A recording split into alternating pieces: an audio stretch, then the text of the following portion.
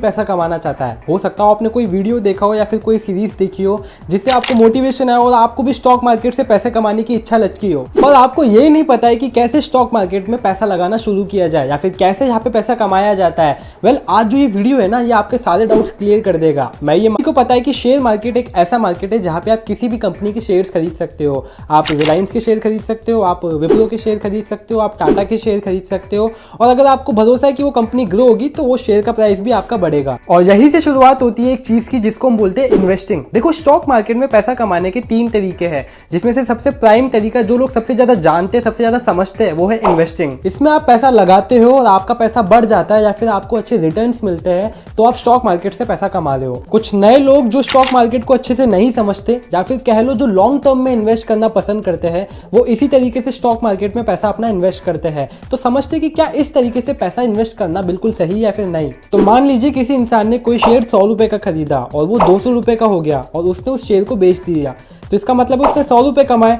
Percentage की बात करें तो देखा जाए तो उसने 100% का रिटर्न कमाया, जो कि एक बहुत बड़ी बात भी है। जिस 100% की रिटर्न डेवलप करना अपने आप में एक बहुत बड़ी बात है, ये कला है। और कई लोग एक्सपेक्टेशन ही यही लेके आते हैं कि वो स्टॉक मार्केट में अपने पैसे को डबल कर लेंगे या फिर कई गुना ज्यादा कर देंगे। लेकिन जो मैंने अभी आपको एग्जाम्पल दिया, मान लीजिए आपका स्टॉक डबल हो जाता है, वो हो भी सकता है और नहीं भी हो सकता, डिपेंड करता है वो स्टॉक के ऊपर और ये आपकी एक्सपेक्टेशन के भी ऊपर। लेकिन अगर आप जल्दी से जल्दी अपने पैसे को डेवलप करना चाहते हैं, आप एक साल में डबल की एक्सपेक्टेशन रखते हैं, तो इन्वेस्टिंग आपके लिए बिल्कुल भी नहीं है।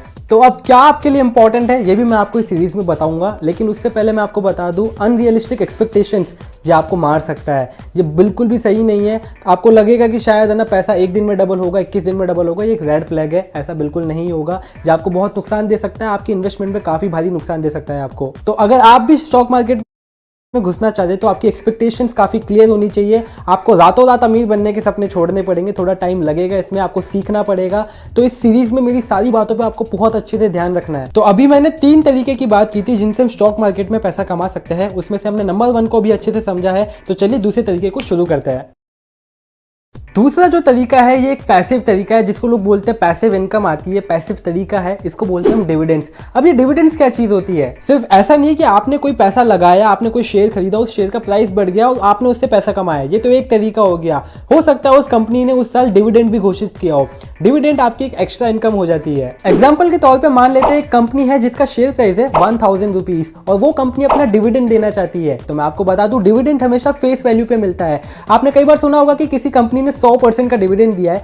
एक्चुअली वो जो 100% है वो उस फेस वैल्यू की बात करी जा रही है, ना कि शेयर प्राइस का 100% दिया है। लेट्स से अगर इस कंपनी का जो फेस वैल्यू है वो 10 रुपए है, तो अगर आपको 10 रुपए का डिविडेंड मिलता है, इसका मतलब है आपको 100% डिविडेंड मिला है उसकी फेस वैल्यू का। और अगर आप देखेंगे शेयर प्राइस का, आपको 1% डिविडेंड मिला है। तो मान लीजिए कंपनी ने डिक्लेयर किया है कि मैं 10 रुपए पर शेयर डिविडेंड दूंगी और किसी आदमी के पास उसके 1000 शेयर है, तो उसके पास 10,000 रुपए एक्स्ट्रा इनकम हो जाएगी। अब जो ये डिविडेंड की इनकम है, ये काफी लोगों को बहुत अच्छी लगती है, क्योंकि काफी सारी कंपनीज आपको बहुत डिविडेंड देती है। जैसे कि आपने नाम सुना होगा, भारत पेट्रोलियम काफी डिविडेंड देती है, आईटीसी काफी डिविडेंड देती है, कोल इंडिया भी काफी डिविडेंड देती है। तो क्या ये डिविडेंड देने वाली कंपनियों में हमें इन्वेस्ट करना चाहिए? तो आंसर है शायद नहीं, क्योंकि सिर्फ डिविडेंड को देख करके आप किसी कंपनी को सिलेक्ट नहीं कर सकते। तो हिंदी में अगर डिविडेंड को देखें तो हम बोलते हैं लाभांश। लाभांश का मतलब होता है प्रॉफिट का एक हिस्सा।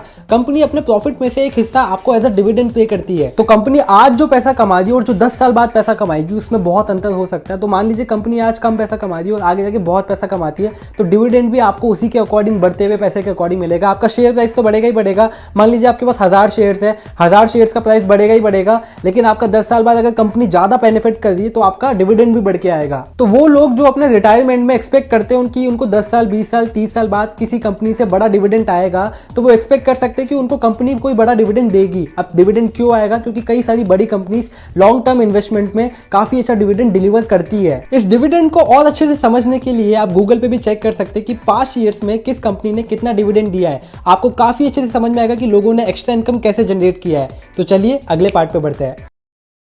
तो तीसरा पार्ट आता है ट्रेडिंग। ट्रेडिंग आपने देखा होगा कि कोई एक इंसान 200 रुपए की कोई शर्ट लाता है, उसको 400 रुपए में बेच देता है, तो ये भी तो एक ट्रेडिंग ही हुई। तो स्टॉक मार्केट में भी इसी तरीके से होता है। कोई शेयर आपने मान लीजिए 300 रुपए में खरीदा और उसको 350 में या 400 में बेच दिया, तो जो भी आपने प्रॉफिट कमाई ये ट्रेड करके ही कमाया है। तो आप सोच रहे होंगे कि जो इन्वेस्टिंग में मैंने आपको बताया था कि शेयर खरीद के हम बेचते हैं, वो भी तो एक ट्रेडिंग ही हुआ।